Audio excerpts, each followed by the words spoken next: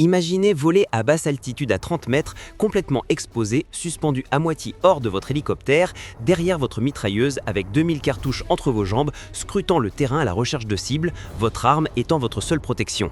Vous espériez ne pas vous retrouver dans la ligne de mire d'un AK, d'une mitrailleuse de calibre .50 ou, pire encore, d'un canon anti-aérien de 23 mm. Les tireurs d'hélicoptères au Vietnam vivaient une combinaison terrifiante de puissance presque absolue et de vulnérabilité presque totale. Mais ils jouaient un rôle crucial et essentiel qui ne pouvait pas être confié à n'importe qui. Au début de la guerre du Vietnam, les équipages d'hélicoptères étaient composés d'un pilote, d'un copilote et d'un chef d'équipage qui servaient également de mitrailleurs de porte. Cependant, les batailles brutales qui suivirent et le grand nombre d'hélicoptères abattus montraient rapidement que des protections supplémentaires pour l'appareil étaient urgemment nécessaires. Un quatrième membre d'équipage fut ajouté, le fameux Shotgun Rider, qui allait occuper l'un des rôles les plus terrifiants de la guerre, littéralement à moitié suspendu hors de l'hélicoptère. Être attaché au fuselage par une sangle de singe était déjà en soi terrifiant, mais ne disposer d'aucune protection contre le feu ennemi, tout en étant une cible de choix, rendait la situation encore pire. Si vous vous demandez s'il tombait parfois des hélicoptères, oui, cela arrivait. Parfois ils restaient accrochés à leurs sangles, pendant que le reste de l'équipage les tirait de nouveau à bord, d'autres n'avaient pas cette chance. Ces soldats participaient aux missions les plus importantes, allant des évacuations médicales au soutien direct de l'infanterie et à la neutralisation des positions ennemies. Après un entraînement rigoureux et exigeant, les mitrailleurs de porte étaient envoyés en mission de combat à bord d'hélicoptères légendaires où ils combattaient et volaient pendant de longues heures éprouvantes. Dès le début de leur formation, ils étaient initiés au système d'intercom, à la manière d'assister le chef d'équipage si nécessaire, à l'utilisation du système d'horloge pour indiquer les directions et à la façon de voler en formation tout en protégeant les autres appareils. Tout cela en restant dans l'ouverture d'une porte béante d'hélicoptère. Les armes principales des mitrailleurs de porte étaient la mitrailleuse M60 avec le M14 ou le M16 comme arme de secours. La M60 pouvait tirer entre 500 et 650 coups par minute avec une portée efficace d'environ 1200 mètres. Dans ce rôle, la M60 était parfois légèrement modifiée, généralement montée sur un pivot ou même suspendue par un câble élastique au plafond de l'hélicoptère pour améliorer la maniabilité. En plus de la M60, des miniguns M314 étaient utilisés surtout sur les gunships, avec une cadence de tir terrifiante allant jusqu'à 6000 coups par minute. Ils emportaient généralement entre 2000 et 4000 cartouches selon la mission et devaient gérer leurs munitions avec soin pour pouvoir assurer le soutien tout au long du vol. Toutes les 5 balles étaient traçantes, ce qui aidait le tireur à voir où il tirait, en particulier lorsque la visibilité était réduite. Les mitrailleurs de porte pouvaient être affectés soit aux slicks, soit aux gunships. Les slicks, comme le UH-1UI, étaient principalement des hélicoptères de transport utilisés pour déplacer des troupes, des ravitaillements ou pour des missions d'évacuation médicale. Dans ce rôle, le travail principal du mitrailleur était de fournir un tir défensif lors des moments vulnérables comme les décollages ou les atterrissages, en utilisant typiquement la M60. Les gunships, en revanche, étaient des hélicoptères lourdement armés conçus pour le combat offensif, où les mitrailleurs faisaient partie intégrante de l'équipe d'attaque. Ils assuraient d'un appui-feu rapproché aux troupes au sol, avec des roquettes, des miniguns ou même des lance-grenades.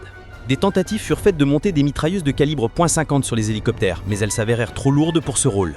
Les mitrailleurs étaient entraînés à tirer dans différentes positions et sous divers angles, fonction des besoins du combat. Ils coordonnaient leur tir avec le pilote, qui orientait l'appareil pour aligner le champ de tir. Mais la difficulté principale était de tirer avec précision depuis un hélicoptère en mouvement, car il volait à grande vitesse, sous différents angles et altitudes, tout en effectuant des manœuvres d'évitement face au feu ennemi. Les tireurs devaient compenser leurs tirs et employer diverses techniques pour placer les balles où ils le voulaient. À cela s'ajoutaient les vibrations constantes de l'appareil et la résistance du vent, rendant la stabilisation de l'arme encore plus compliquée. En théorie, les mitrailleurs étaient entraînés à tirer en rafales courtes de 5 à 7 coups, puis à marquer une pause pour évaluer l'impact avant de réajuster. Mais en pratique, ils devaient compenser le manque de précision par le volume de feu. Ils balayeraient généralement toute une zone, tirant en des arcs larges pour augmenter les chances de toucher un ennemi et le maintenir sous pression. Ils devaient anticiper la trajectoire de leur cible, c'est-à-dire viser derrière ou en dessous, puisque les balles tirées depuis un hélicoptère emportaient la vitesse de l'appareil. Ainsi, ils ne pouvaient jamais viser directement une cible et devaient sans cesse ajuster leur visée selon divers facteurs. Parlons maintenant de la protection des mitrailleurs, ou plutôt de son absence. Comme les hélicoptères devaient être assez légers possible, il était impossible d'ajouter de lourds boucliers pare-balles comme sur les véhicules terrestres. Et comme l'hélicoptère lui-même n'était pas blindé, ces protections auraient eu peu d'effet. Des filets pare-balles étaient distribués, mais ils n'arrêtaient que des petits fragments et n'offraient aucune protection contre le tir direct, tout en rendant les mitrailleurs plus lourds et plus inconfortables. Les mitrailleurs portaient des casques de vol offrant une certaine protection, mais conçus principalement pour la communication grâce à l'intercom. Il existait aussi les fameuses chicken plates, plaques de céramique protégeant la poitrine contre les armes légères, mais elles étaient lourdes et encombrantes, et beaucoup de membres d'équipage choisissaient de ne pas les porter, d'où leur nom ironique. Le mitrailleur servait de yeux et d'oreilles à l'équipage, scrutant le sol pour repérer tout mouvement ou signe d'activité ennemie. Comme le Viet Cong était maître du camouflage, détecter des positions ennemies dans la jungle depuis un hélicoptère en mouvement rapide nécessitait un œil expérimenté. Et lorsqu'il voyait quelque chose, il était presque impossible d'en être sûr, ce qui conduisait souvent à des tirs fraternels ou à la mort de civils innocents. Rappelez-vous, sans la technologie d'aujourd'hui, vision nocturne, caméra thermique, optique, drone, etc., il devait décider d'ouvrir le feu à partir de simples observations faites depuis un hélicoptère à grande vitesse et haute altitude. L'ennemi faisait tout pour se fondre dans la population locale et l'environnement, et beaucoup de combattants Viet Cong n'étaient que des enfants de 12 ans utilisés dans les plans de bataille. En tirant en mouvement, il était impossible de savoir avec certitude ce qu'ils touchaient et qui se trouvait réellement dans les bois. Les mitrailleurs marquaient les positions ennemies avec des balles traçantes ou des grenades semant colorées. Ils faisaient de leur mieux pour maintenir la tête de l'ennemi avec le sol. Logiquement, le moment le plus critique était l'atterrissage et le décollage en territoire ennemi, dans ce qu'on appelait les Hot Landing Zones. Ici, les mitrailleurs ouvraient immédiatement un feu nourri, tout en essayant de couvrir les troupes qui étaient déposées ou récupérées. Ce tir continu protégeait également l'appareil, mais faisait des mitrailleurs des cibles privilégiées pour le feu ennemi, les snipers et les RPG.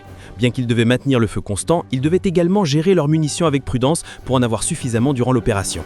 Incidents lors de missions chaotiques. Au milieu des tirs terrifiants et du vacarme des hélicoptères, divers incidents imprévisibles se produisaient. Par exemple, un jeune mitrailleur, après avoir neutralisé un groupe qu'il pensait être ennemi, vit qu'un des adversaires respirait encore. Lorsque son hélicoptère atterrit pour inspection, il sauta de son poste sans prévenir, en se fouguant afin d'aider l'ennemi blessé. À sa stupeur, en se retournant, il réalisa que personne ne savait qu'il avait sauté et que son hélicoptère repartait sans lui. Il resta seul pendant une demi-heure en territoire ennemi, avec le soldat blessé, jusqu'à ce que son équipage comprenne ce qui s'était passé et revienne le chercher. Mis à part une sévère réprimande, il eut beaucoup de chance. D'autres incidents eurent des fins tragiques. Parfois, leurs sangles cédaient ou n'étaient pas correctement fixées, ou ils oubliaient de les attacher et tombaient littéralement de l'hélicoptère durant des manœuvres intenses. Un autre mitrailleur tomba, heureusement d'une petite altitude, mais il atterrit directement sur 2 soldats Viet Cong, assommant tout le monde sous le choc. Il se remit rapidement, saisit une de leurs armes, élimina les 2 ennemis et attendit que son équipage vienne le récupérer. Pour cette acrobatie, que personne n'aurait cru possible sans en avoir été témoin, il reçut une médaille de valeur. Il y eut aussi beaucoup de situations où des mitrailleurs grièvement ou mortellement blessés continuaient à assurer le soutien et la protection malgré leurs blessures, ignorant totalement leur propre vie. Et bien sûr, il y eut les terrifiantes missions d'évacuation médicale, où ils volaient directement dans un déluge de tirs ennemis pour tenter de sauver leurs camarades. Les vétérans ont décrit que 90% de leur mission était interminablement ennuyeuse, voler et fixer la jungle inhabitée, et que les 10% restants étaient faits d'une peur extrême et d'un désir désespéré de retourner à l'ennui plutôt qu'au combat. La pression psychologique sur les mitrailleurs était énorme et leur taux de perte était l'un des plus élevés. La répétition des allers-retours dans les zones de combat, des échanges de tirs et la vision quotidienne de la mort conduisit beaucoup d'entre eux à souffrir de fatigue de combat ou de troubles de stress post-traumatique. Presque tous les membres d'équipage d'hélicoptères virent leurs camarades mourir à leur côté, faisant d'eux un des vétérans les plus marqués du conflit vietnamien.